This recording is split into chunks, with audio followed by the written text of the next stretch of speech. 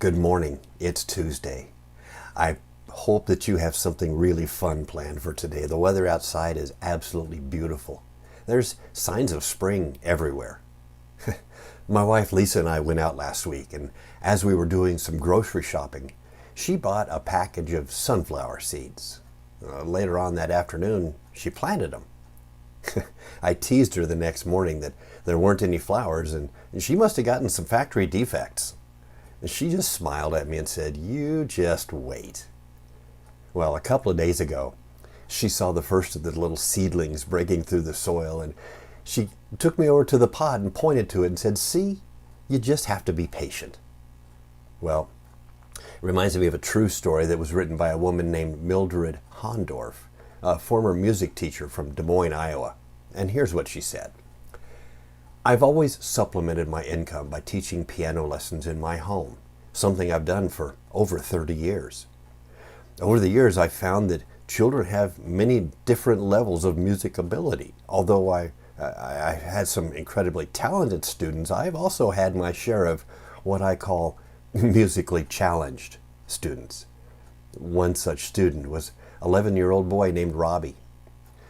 As much as Robbie tried, he just didn't have the sense of tone and the basic rhythm needed to play very well. Robbie had said it had always been his mother's dream to hear him play the piano. And every week his mother, a single mom, dropped him off for his lesson. Their family didn't have much money, but I agreed to let them pay when they could, hoping that maybe one day Robbie could play for his mother. From the beginning, it seemed hopeless. But Robbie stuck with it. He practiced all of his scales and a few of the simple pieces that I require all of my students to learn. Over the months, he tried and I listened and I cringed. But all the while, I kept trying to encourage him. At the end of each lesson, every week, he'd look up at me with his huge smile and say, "My mom's going to hear me play someday." But honestly, it seemed pretty hopeless. He just didn't have any musical talent. Well, then one day, Robbie stopped coming to the lessons. I thought about calling him, but I assumed that he'd probably just given up and decided to pursue something else. In a way, I'm kind of glad he stopped coming, because they hadn't been able to pay for months, and it just seemed like we were getting nowhere. Several months later, I was mailing out a flyer to all of my current and former students about an upcoming recital. And to my surprise, Robbie, who received a flyer, called me up and asked me if he could play in the recital. I told him the recital is for current students only, and because he dropped out, he really didn't qualify. He explained to me on the phone that his mom had gotten sick and she couldn't take him to piano lessons. But he promised me he had continued to practice every single day. I don't know. I don't know what it was that led me to let him play in this recital. Maybe it was his persistence. Maybe it was something inside of me saying, "It'll be all right." Well, the night of the recital came, and the high school theater was packed with parents and friends and relatives and guests. I've decided to put Robbie the very last on the program, thinking that any damage he would do would come at the end, and I could always end his performance early if I needed to.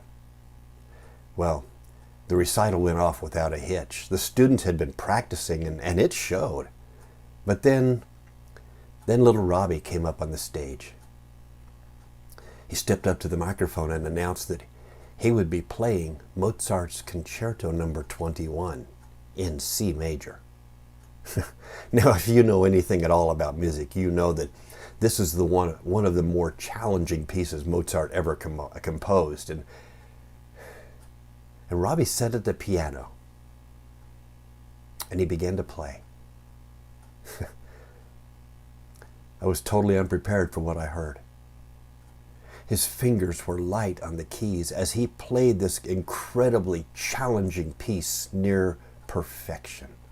Never had I heard Mozart played so well by someone of his age.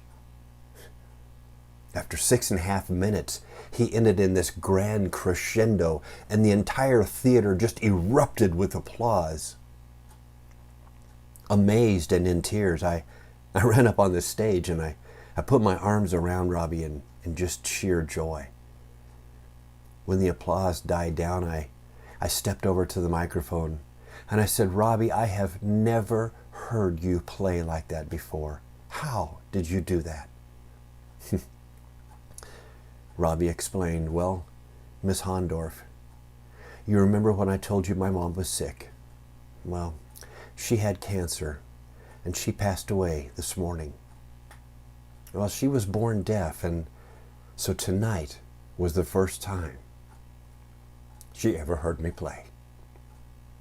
I wanted to make it special." You could have heard a pin drop in that theater that night. And I'm pretty sure there wasn't a dry eye in the house.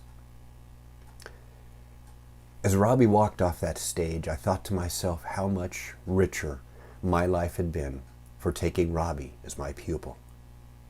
That night, this teacher became a student. Little Robbie taught me the meaning of perseverance and love and believing in yourself, and maybe even taking a chance on someone, even if you don't know why. My friends, we will never truly know the impact that we have on another person's life. One simple act of kindness can go so far in the lives of those around us, and we may never see it. But if we simply plant the seeds of inspiration and water it with love and wait on God's timing, we may one day have an entire garden filled with sunflowers. I pray that you have a blessed day today. Each morning, look to this Facebook page for more encouraging videos that will help lift your spirits. And as always, I encourage you to leave a comment, hit that like button or hit that share button, and share this video with your friends. Thank you. And God bless you as you go through your day today.